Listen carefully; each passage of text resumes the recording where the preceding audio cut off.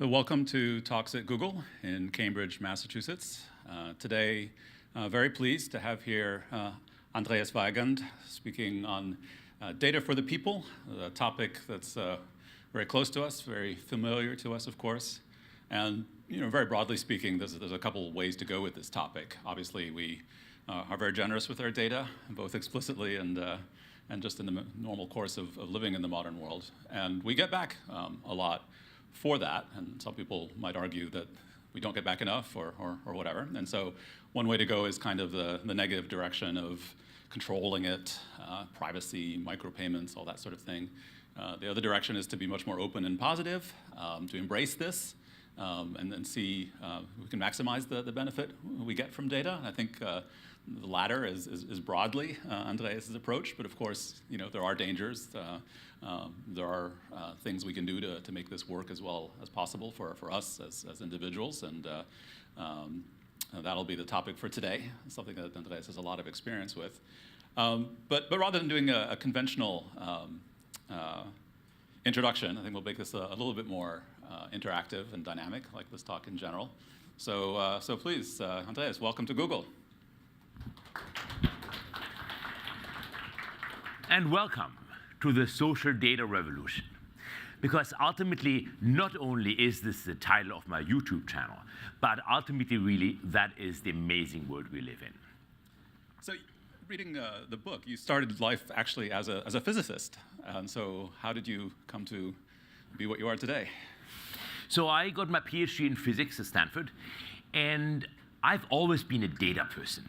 I was at CERN as an undergraduate. It was really amazing to be logged in to other computers. I mean, that was way before the web was invented.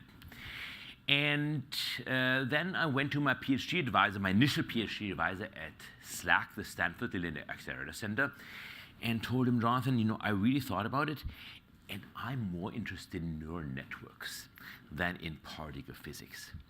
So he said, okay, what is that? And he thought, poking electrodes into monkeys or something. No, it's about learning from data. And that, he could live with. And he was super generous to then actually still support me for a while and did my PhD with Dave Rumelhart, who some people, really think was the one who pushed the idea of neural networks. And that's what I did my PhD in. So machine learning, as we would call it now, lots of people in the world know about it now. Those days, it was just a few of us. Jan LeCun, who does Facebook's neural network stuff now, was one of my friends. So it was a very smooth transition. The transition from doing physics, which I still love, and I always say once a physicist, always a physicist. If you think like a physicist, then you have actually a couple of attributes. One is you don't run away from data, but you run towards data. So sometimes when I talk to people from the intelligence community, they would tell me that I would be a terrible agent, because when I see something sketchy, I always want to see what's happening there. Like sketchy data, for instance, where you need to interpret the data and fill in some meaning. Second thing physicists do is that they're pretty good in what I call data literacy. So for me, data literacy is that order of magnitude calculations. You know what can be the case and what can't be the case. As opposed to, my brother's also a physicist, and he says when his computer science grad students, they always come and say, oh, the algorithm is already converging on the least significant digit. So physicists, they know about numbers, they love data, and the most important thing is, I think, they love experiments. So at some stage, 2001, 2002, a phone rang and a headhunter was on the line, and he said that Jeff Bezos would like to have a chief scientist. And I tried to figure out why. I'd never worked in a real company, and why would I want to leave university, work at a company? And so it turns out that Jeff, of course, knew from previously being at D. Shaw how important data is, but what he can do in retail, of course, as opposed to in finance, where it can be expensive, is experiments. So just like Google, we, when I was at Amazon, and of course afterwards, have done tens of thousands of experiments. And you probably all know many stories, and maybe I leave some for the Q&A if we still have time. I also wanted to be a bit more interactive than that. So then after Amazon, I went back to teaching. I love teaching. And I have to say, I teach one course a year at UC Berkeley called Social Data Revolution. And it is just amazing to have the opportunity to basically have the university as a platform where once a week for 10 weeks or so, very smart students sit there and they actually listen to you and they debug your thoughts. And then you see when it's really painful for them, if you don't know how to do something on Facebook then they just help you out and they explain it to you. So I think it's a great deal. It's a wonderful way to spend your life. And then, however, it doesn't scale. So scaling is important, and that's when I got the idea to actually write the book, about 3 years ago, a little bit more than 3 years ago. And the book I then wanted to write has been compressed into the chapter 7, which is my favorite chapter in this book, which has all of the examples and the different verticals which I look at. Unfortunately, when I talked to my editor, I said, you need to prepare them for this. You can't expect every reader to, be at Google or at Amazon or at Facebook. So we had these sort of 6 chapters leading up to it. One of them is on data literacy, as I just mentioned. So actually, this book, Data for the People, is really meant for the people. And I don't only teach at Berkeley. I also teach in China. And I'm not sure how dubious an honor it was that People's Daily had a long interview with me published on the front page about data for the people. I don't read Chinese. I don't know what it really says. I can only fear the worst. But, People's Daily and data for the people sounds on the surface structure at least kind of similar. So why did I write the book? I wrote the book because I realized when I was at Amazon, and each and every one of you, I'm sure, has the same realization here at Google, that the refineries, as I call them, the data refineries, like Google, that they, without even trying hard, know so much about us as individuals, that I think it is a wrong battle to fight. The wrong battle is to try to plug the holes. And maybe being at Google here, a good story for this is Google Maps from the early days, where I was told from somebody involved in that meeting that somebody hacked Google Maps. And immediately the idea came, well, rather than plugging that hole, how can we make bug to feature? How can we make it possible for people to actually amend data?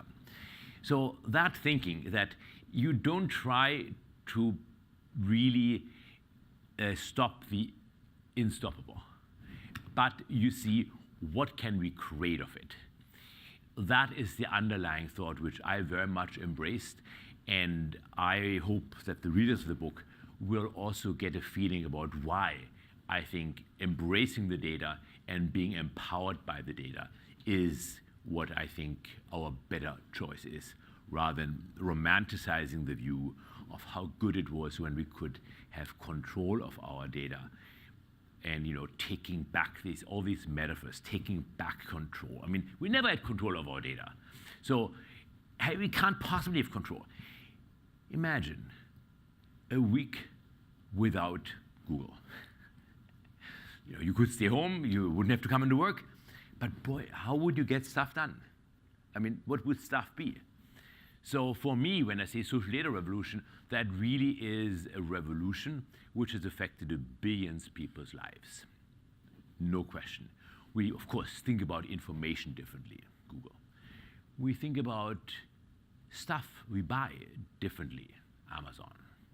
I mean, who of you would not look at a review before they choose a certain item? By the way, if anybody wants to review the book, Amazon is open now for reviews, and I think it's a very important ingredient.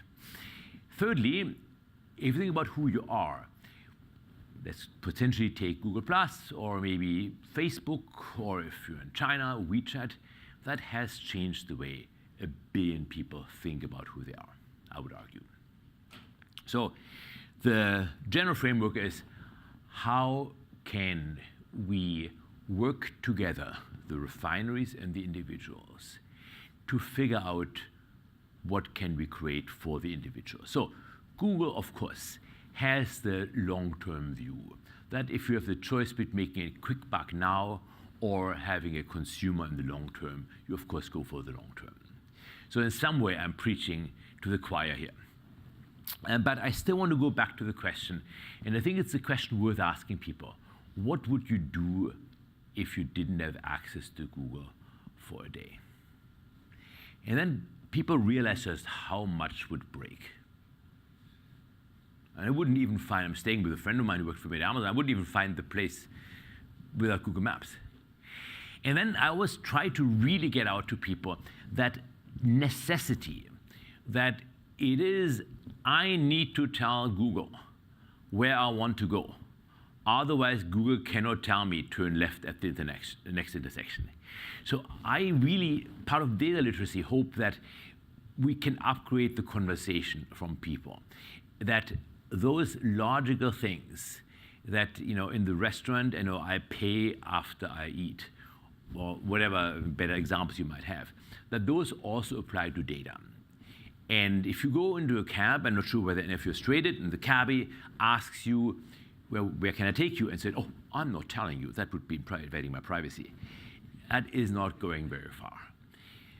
Now, what I think my first of the 6 rights I want to talk about is it is the right to access your data. Now, I see all of you nodding, and former President Obama also said this. The right to access your data is an important right. It is not as trivial as it sounds, because it clearly isn't just access to the bits and the bytes. So I was in Shanghai, actually when these people from People's Daily was at my place interviewing me, and I showed them location history on Google. So I showed them, you go into your history and location, and I had them pick a date, and they said, wow, that is so amazing.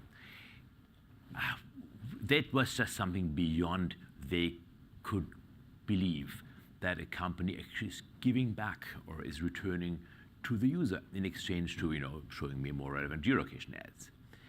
And I, by the way, personally, I used to show Google Latitude on my webpage on Weigend.com. And yes, indeed, there were situations. I remember in one dinner where I was, traffic is sometimes terrible in the Bay Area, pretty late, and I told the other party, saying, I'll be in there in 5 minutes. And he said, you won't. I know you are still in 101. So that right to access your data is, I think, a very important one. Building tools that allow people to get meaning out of the access of their data is where I think the most important part comes from. Just raw, here is all the data, a la Facebook, doesn't help anything. Building an awesome tool like the Google location history, search history.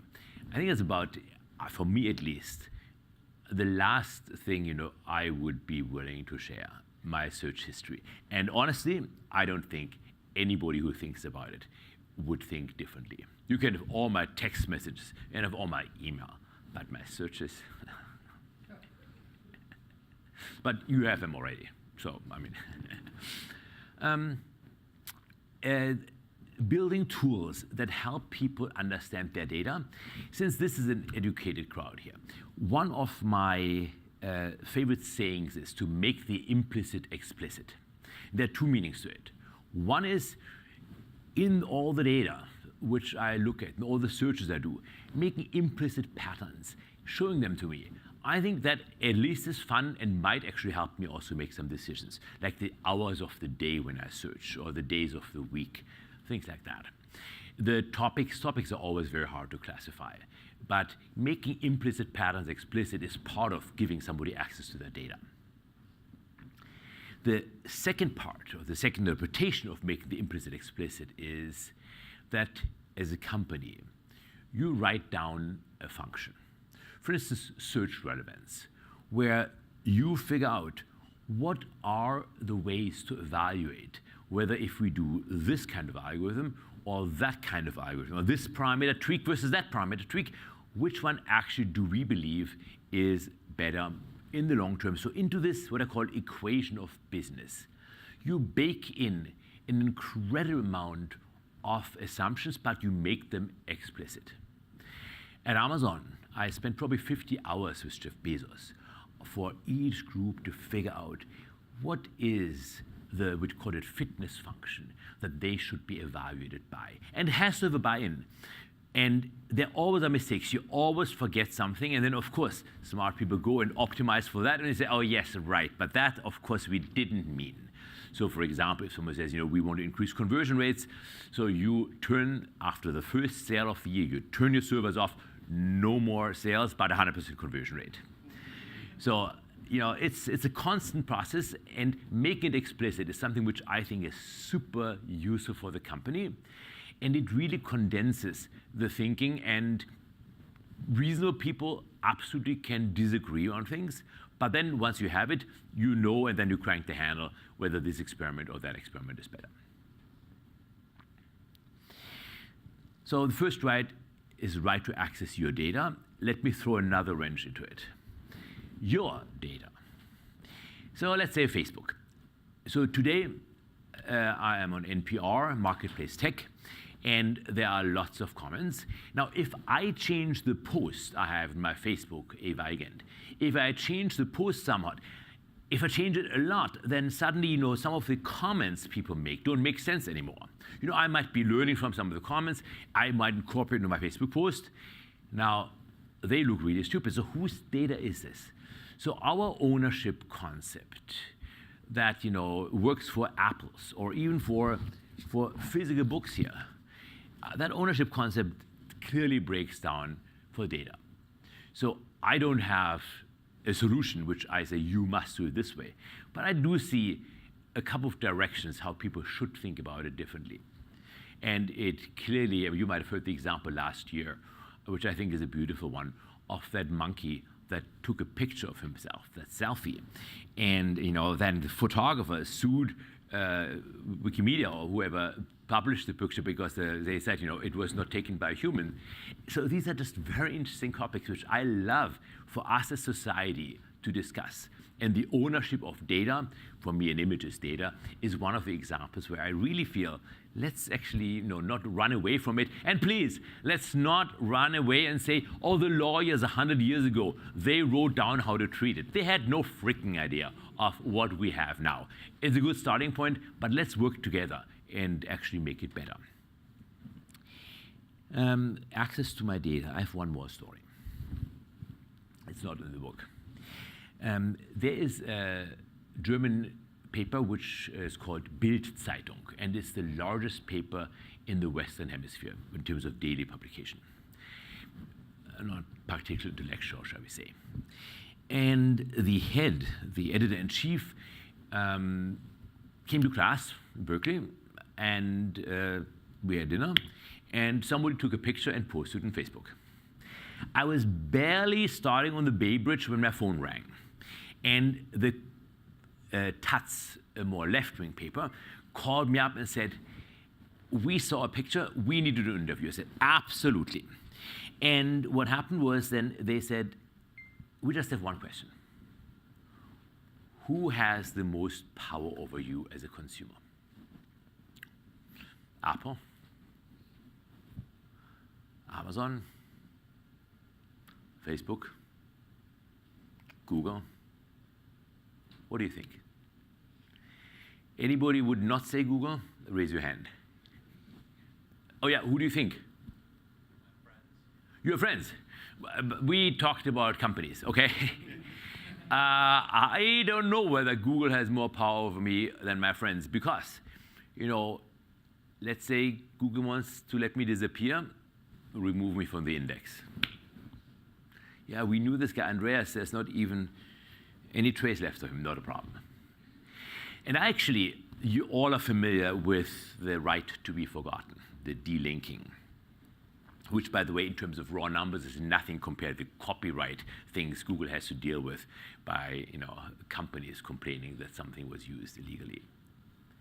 I want not a right to be forgotten. I want a right to be remembered. So for me, the right to access for data means also the right to be remembered. Some service level agreement that, hey, and Google is doing a very good job on that, I want my old emails to not sort of randomly disappear. Big difference to China. So I gave a talk at a company in December, And I wanted to pull up on WeChat, which is sort of Tencent's version of Facebook. It's a communication tool. I wanted to pull up on WeChat a picture somebody else had posted with me and Jack Ma maybe 2 weeks prior.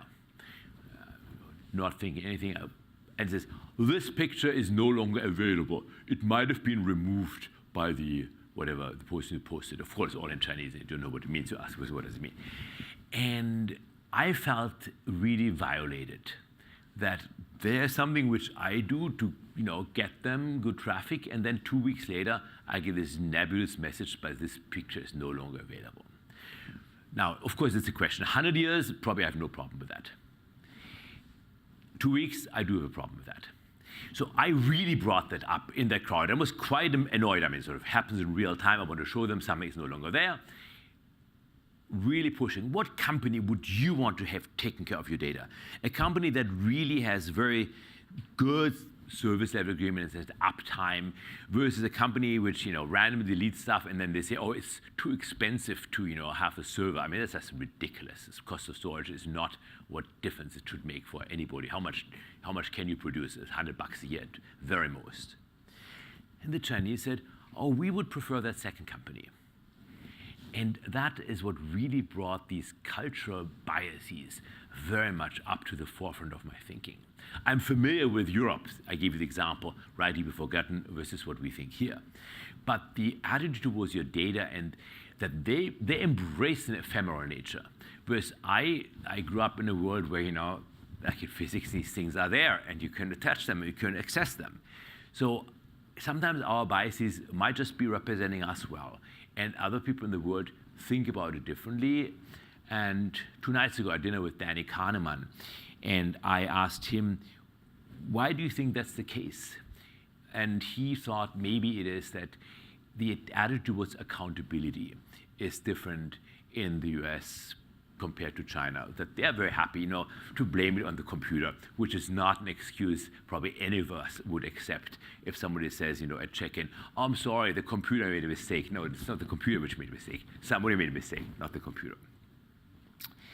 The other point I want to make, and that's the last one on this right here to access your data, is in comparison between China and the US, this huge experiment of running Facebook for 1 billion people and running WeChat for 1 billion people. And I don't know who of you has been on WeChat. Oh, too few people. In that case, let me just say very generally that the assumption, for instance, that if you are friends, you usually can see the friends we have in common, which seems like a perfectly good thing for me. That after all, if we have friends in common, if we have mutual friends, then why would I hide my mutual friends from you? I think this data symmetry, as Jordan Novet wrote in a wonderful article a few years ago, this data symmetry is the way I think fairness is built. No way WeChat would ever show you anybody's friends. So it's a bit like my PR agent, that they don't give me his number because I might disintermediate them. Not thinking that when we meet, I could actually ask you for your number. So they might as well make it frictionless and make it easier and see for some potential disconnects of saying, hey, be introduced and you take it from here. So that wrong notion about having power with withholding data. It's the notion how the world used to work. Companies got big by erecting barriers to information. That's how money used to be made. Like used car dealers as an example. Now, if you think about the companies we know and love, they got big by removing barriers to information. And I just love, as a physicist, I love when the sign flips. Another sign flip example in this world is when I was an undergrad in Germany, we were not allowed to unplug our phones. So the role of the government was to protect the network from the consumer. And luckily, at least under the previous administration, there have been moves to actually protect the consumer from the network. So sign flips is something I'd love to talk about more.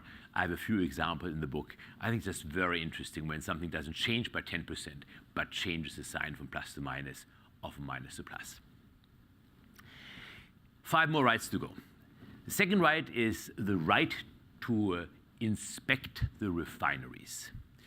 So when you buy a car or fridge or whatever, typically there are some things like stickers on it that help you make a decision. For instance, the fuel efficiency or how loud the fridge is. These are numbers which EPA or other groups agree on how to measure it. So it's not just one person just puts in their ear and says, oh, that fridge is loud.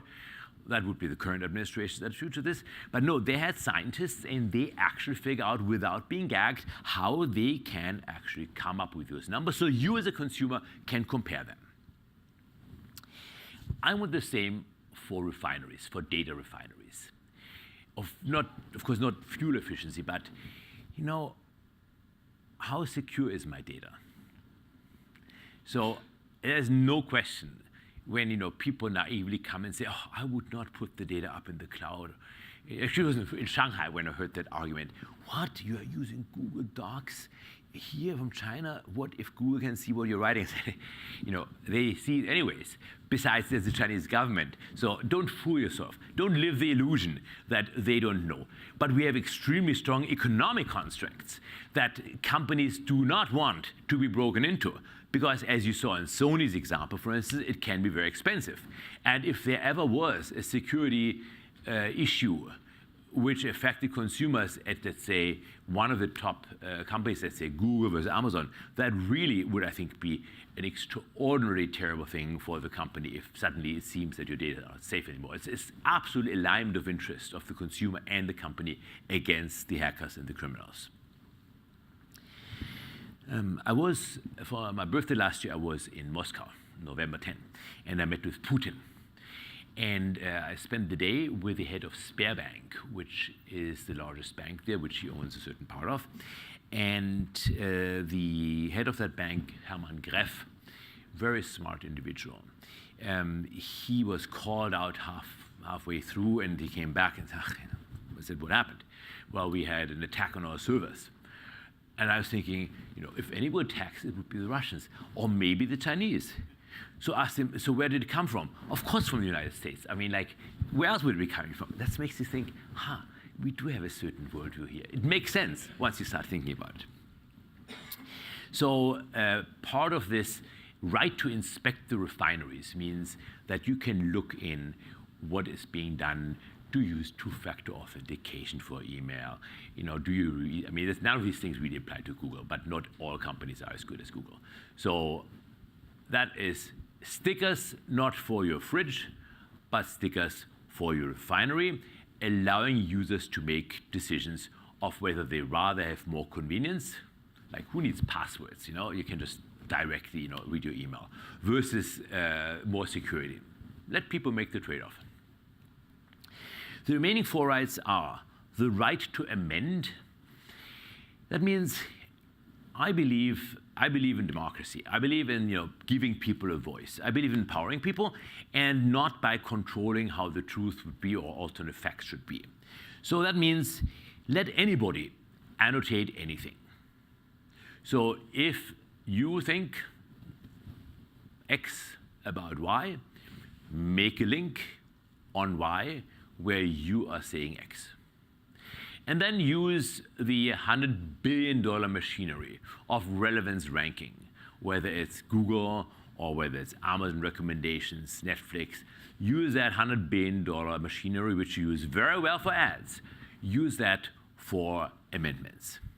So basically, anybody should be able to say anything, and quickly, things that actually seem to be right or interesting, maybe interesting more than right, they will bubble up, and that is very short, the right to amend. Next one, the second of these action rights, is the right to blur. Blur geolocation is the best example, but it also works for searches or for products you buy. That you should be in charge of the radius or the granularity, the resolution in which data that concern you can be processed. In all cases, it was very, very important to me is that people understand the trade-offs they are making. The world is not black or white.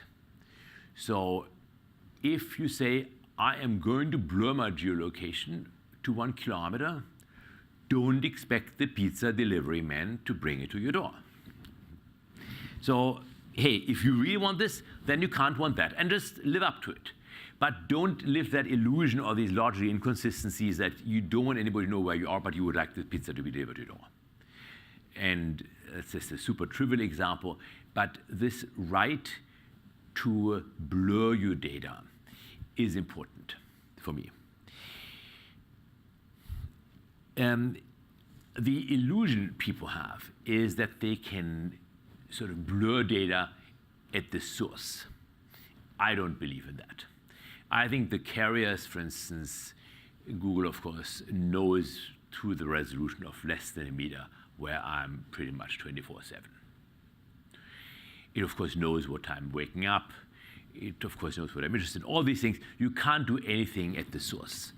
That's why I think having the right where you are in charge of figuring out how precisely you want the things to be known, that really should be your choice. Now, there are some interesting things from psychology. So, for instance, Werner wanted to figure out 20 years ago, who of you knows what differential privacy is? Okay. It's a very important concept that if I tell you something, so you can, let's say, as a government, for instance, make a better policy decision, I want to be protected that you can't use it against me. So my belief really is data of the people, data by the people, but data for the people. So if, let's say, somebody asks,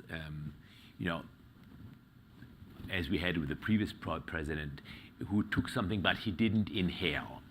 So did you smoke pot last month? And let's say you're in a state where it's illegal to smoke pot. So if you say, I did, and then the next day the police shows up and says, you said you smoked pot, up to prison. I mean, it's not that bad. But think about other things which would be this way. That would suck, that you try to have some policy to help them understand things. So that guy called Werner had the idea that I'll ask you a question, but don't answer yet. Here's a coin, and you flip the coin. And I don't want to know what you flip. If you get heads, you say yes, irrespective of what you really did. If you get tails, you have to say the truth. That's pretty cool, because more than half of the people say yes, so it's clear to any prosecutor that they can't go after these people. And if you have enough statistics, any of you can do the math about how to figure out the signal, given that 50% of the people only say the truth and the others say yes, irrespectively of what actually happened. So I encourage you to look a bit into these differential privacy ideas, which help us get data for the people, where we set it up in a way that you can't use it against them. Google does it when you're in Chrome, where you are looking what people do, where you try to understand malware on people's computers. It's a similar concept where smart people came up with ways finding out things about the population which cannot be used against the individual. The fifth right is the right, I wanted to call it the right to play. And my editor said that is maybe not serious enough. So we call it the right to experiment. In 1999, I started a company called Mood Logic, a little startup with the purpose of music recommendations. It was an interesting time. I also was at the founding meeting of Pandora, and they went different routes. Our little company got bought by All Media, which got bought by another company. So the idea was we want to, first of all, figure out, not from the metadata, but from the usage pattern of how people skip between songs, what we should recommend. And then, and I really haven't seen that elsewhere, we want to make explicit to people the trade-off between exploration and exploitation. So in machine learning, one of the things where you can't just hope the system will, come up with a solution is whether you should explore more, meaning try out new things that you don't know whether they're good or bad. Like this one-armed bandit problem in Vegas. If one machine once gave you some money, will you spend the rest of the day on that one machine? Or are you going to still explore some other machines? Might be better or might be worse. Exploration was exploitation.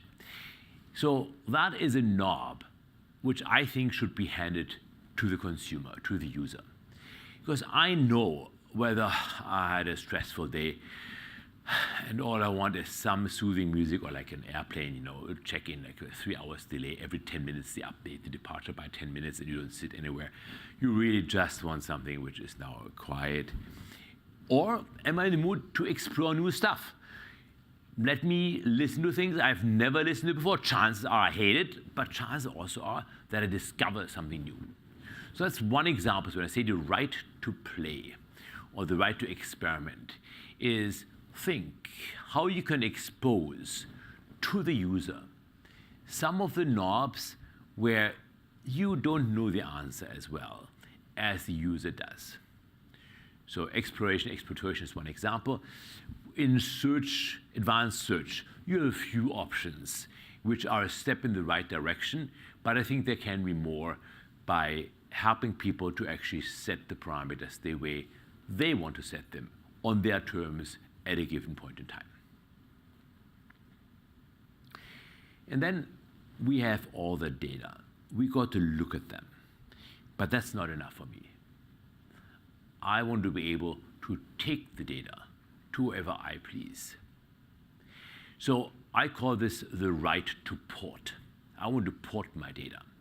And we all know PGP and API calls and stuff. So just implement it in a reasonable way that if some other company would offer a better search product, then make it easy for me to actually take my data in a secure way, telling them here's what the data is. And I think it helps the ecosystem because those companies which are good, people will come back. Make it easy for people to actually port their data and try out something else. You can always learn from who's coming back. It's another feedback loop in experiments you're doing. So that's what I wanted to say about those 6 rights which I wrote about in the book. And I've actually only launched the book, launched 2 days ago.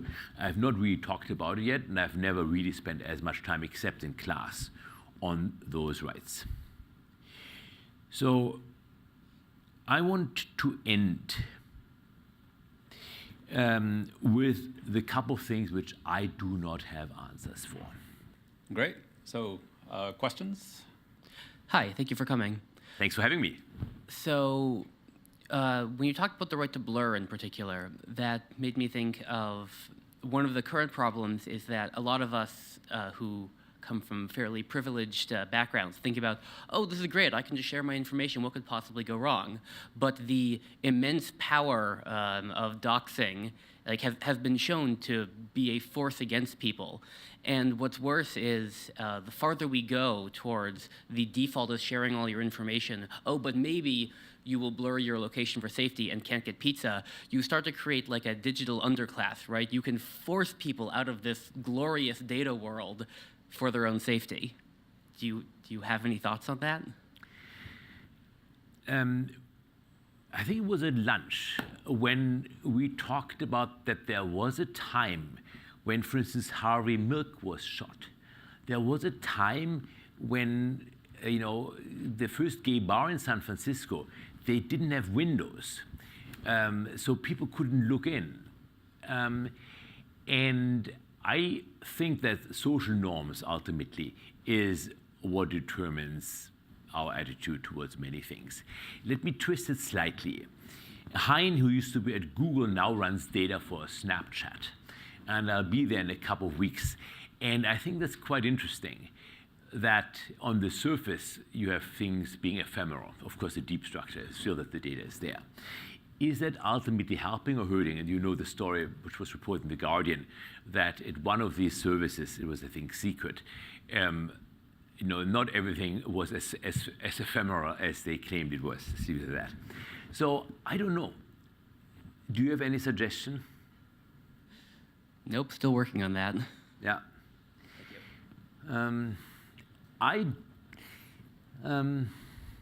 Right after my PhD, I wanted to teach in Thailand at the university for half a year. So I went to Chulalongkorn, and two things I learned from that. One is that my friends told me that is scientific suicide if you are, three things. One, first Peter Norvig I knew at the time already. Scientific suicide if you are going to be out of touch for half a year. And it was a different time. So when I came half a year later, back to the US, turned out most people hadn't noticed that I actually was gone. Those days, so underclass, email got delivered to Thailand twice a day by dial-in with one connection to Melbourne from the Asian Institute of Technology in Bangkok to Melbourne and getting the email for the country back and forth. And there was 2 weeks when we didn't have email. And then some dude showed up at my office at Chulalongkorn. I think I had the only Spark station at the university. Showed up with I'm not sure whether you know these cartridges they used to have. So shows up with the cartridges. This is the email for the country for the last 2 weeks. So I had never dealt with SMTP. I mean, we can learn anything. So I first did the obvious thing, which is I grabbed for my name.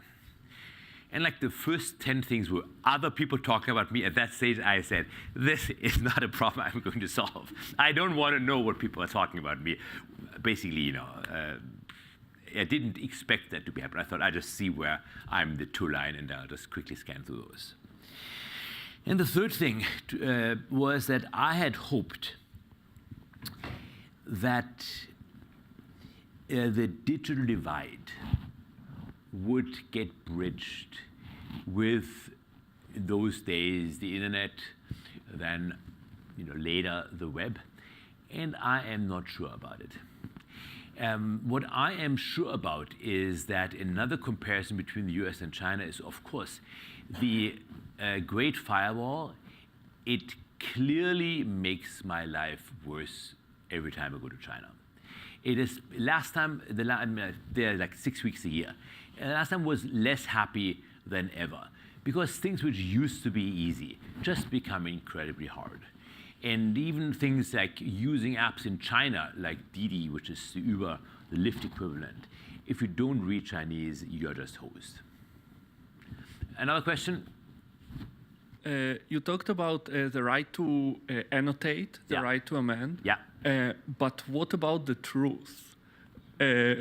Should I not have the right to read fact-based? Very tricky. I totally agree, and I was sort of halfway mentioned fake news before. I believe, as I said, that the $100 billion engine, which we have figured out for search relevance, that can also figure out the truth, if we want it. Yeah. That's my belief in if you have enough data sources, if you have the identity of people who post things, if you know that this person, think about Wikipedia, who gets reverted and stuff like this, I think we can build pretty good models. It will never be perfect, but what is the alternative? So it is not that the alternative is that we have Donald Trump telling us how it really is, but the alternative is that some random stuff will happen. I believe in masses and intelligent machine intelligence of figuring out what actually is a more likely version of the truth than one person dictating it. But that brings me to one of the two hard problems at the end, which is the question of identity. So underlying here is that you have your Gmail account or you have your Amazon account. So when you write those reviews about my book, did I mention reviews? When you write those reviews, then your identity is there. And actually, when I was at Amazon, we had very good discussions with Jeff Bezos where I was wrong. I believed you should have pseudonyms because I did not want actually, a colleague, if I write a bad review about his book, knowing that that is Andreas, and that would not, really further our relationship all that much. I really believed in pseudonyms. And Jeff says, no, we need real names. So Facebook probably gave him that, real names. It's an open question. I don't have an answer. I just want to say the question about should one institution hold the identity, what should that institution be?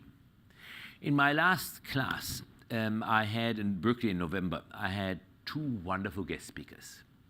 One former NSA employee and a lawyer for the ACLU.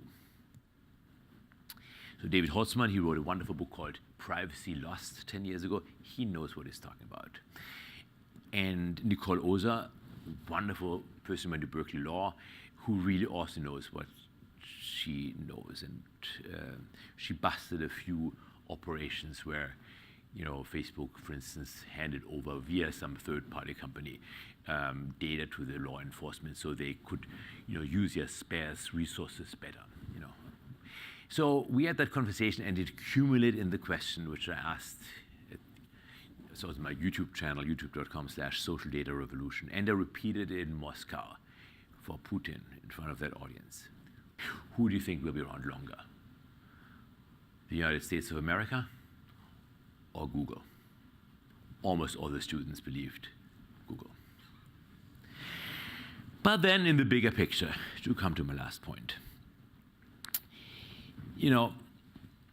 good old Plato, 2,000 years ago, he talked about that allegory of the cave.